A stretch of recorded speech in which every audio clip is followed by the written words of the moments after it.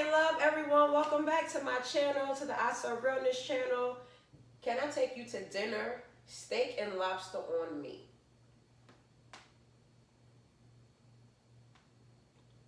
Nope. No.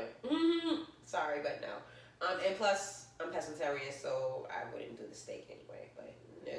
Why is it that people always, like, when they're trying to flaunt, I feel like you're trying to flaunt and flex, like, oh, you want some steak, you want some lobster? Who says that I'm not okay with just a veggie sandwich from Jimmy John's? Like, why? Have you ever been married? Nope, I have never been married. It's about, maybe I'm about to sound weird, but I'm only 30, so no, I've not been married. And for me, like 30 is pretty young to be married. In West Indian culture, I don't feel like, I think it's known that we're still kids until we're in our 50s. So I'm technically still a damn kid. And plus my mother only thinks that I'm 5 years old, and she treats me like I'm 5 years old anyway. So how many tattoos do you have? I stopped counting after I got into the double digits. So I want to say after like 11, 12, I just stopped counting because it was just too much. Are you single and why? I am single. Why? Because sweet girls ain't popping no more. You know, I was just having this conversation with an old associate a couple of days ago. Sweet girls are not popping anymore. Everybody want a thought, and I'm just not about to change who I am for this particular generation's time of what's considered love, or you know what's popular. Plus relationships, I was speaking to one of my other friends today. Relationships are not cool to be in anymore.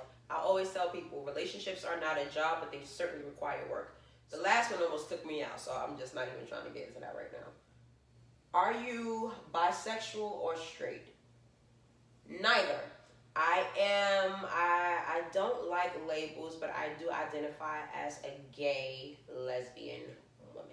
And I'm not mad at this question because I get that a lot. Like, I guess I don't fit the gay look, you know, because I'm not a stud or an aggressive, you know, I'm not really butchy like or whatever like that. So I look like a regular woman, and I guess within society's norms, I'm supposed to just automatically look like I date men, but I don't. I haven't dated men in over a decade.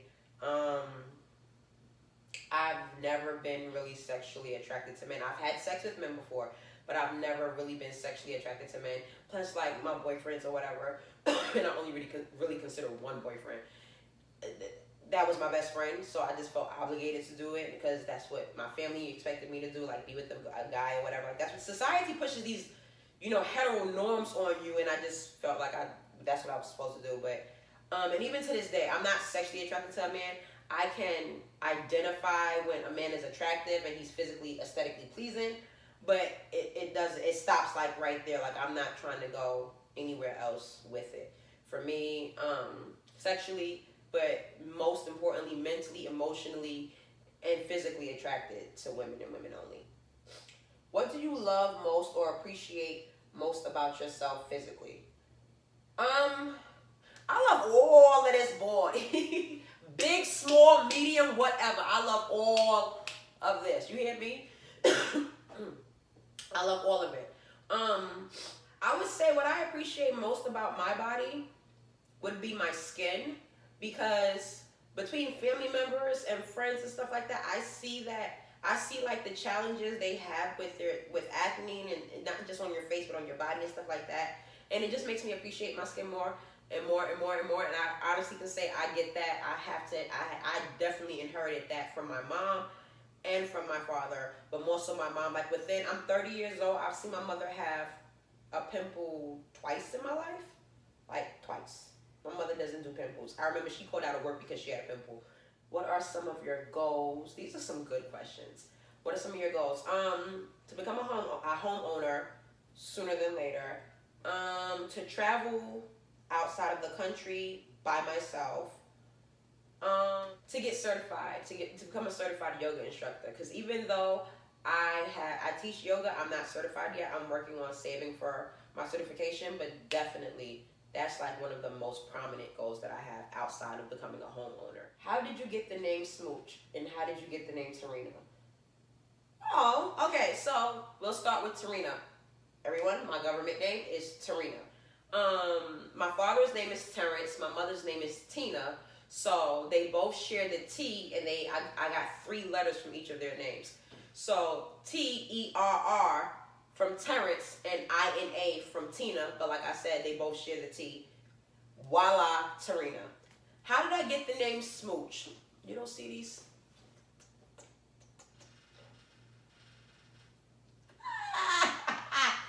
Okay, how did I get the name Smooch? So in high school, one of my dearest friends, she's like a sister to me, for sure.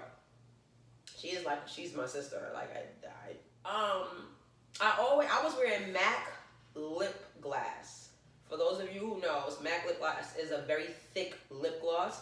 So my lip gloss was always popping. Like, even before Lil Mama came out with my lip gloss is popping, my lip gloss was cool. My lip gloss was always popping.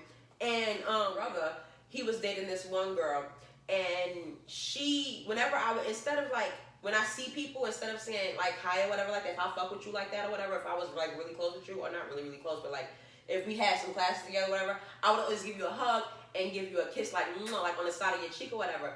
And because that damn MAC lip gloss was so thick, you would see the imprint of my lip on your cheek. And so my brother's girlfriend at the time said that she would notice if I was in school or not, if I had missed a day off, or like if I had been around certain people, because she would always see the imprint of my lip gloss on someone else's cheek. And I used to do it to her. Like, when I used to see her, I was like, hey, and I used to give her a kiss or whatever, and she used to just leave it there, because like, first of all, it's thick, so like you ain't white. Like if you scrubbing your face, like you mushing your face to try to get off, so people would just leave it there, whatever. So she nicknamed me Smoochy. I think I was going by like Miss Red Lady or something like that, because red was always my favorite color. So I was like, Miss Red Lady was mine, and whatever. She was like, no, you're Smoochy, and it just stuck. Like as soon as she said it, and she would introduce me to anybody she knew. Oh, that's Smoochy. Oh, you been around Smoochy? Like people would know me as Smoochy before I would even know who they was talking about, because I didn't know, like, I knew that's what she would call me, but I didn't know she was telling other people she was calling me that. So Smoochy just stuck, and then as I've grown, it went from Smoochy to Smooch, and that's how I got the name Smooch. And it falls all into place, because like I said, well, the first thing I noticed about people are their lips. I love my lips. I have a deep infatuation with, when I say makeup, it's really not makeup, it's really just lip care. Like, I remember I always wanted to own my own lip care line and call it Smooch. Lipsticks, lip glosses, Vaselines, bliss sticks, anything like that is for the betterment of your lips. That's what I seriously love. And I remember one time I was just feeling myself. I was in college, and I was like, I think I'm gonna go by Kiss or Miss Kiss or something like that. And Eva, the girl who gave me the name, she was like, oh, okay, all right, Smooch. Like, it just didn't even stick. Like, I had that moment because I thought I was growing up or whatever like that, but it went from Smoochy to Smooch, and it just Okay, stuck. thanks again so much for watching. Stay tuned for part 5, guys. Until next time, peace, light, and love.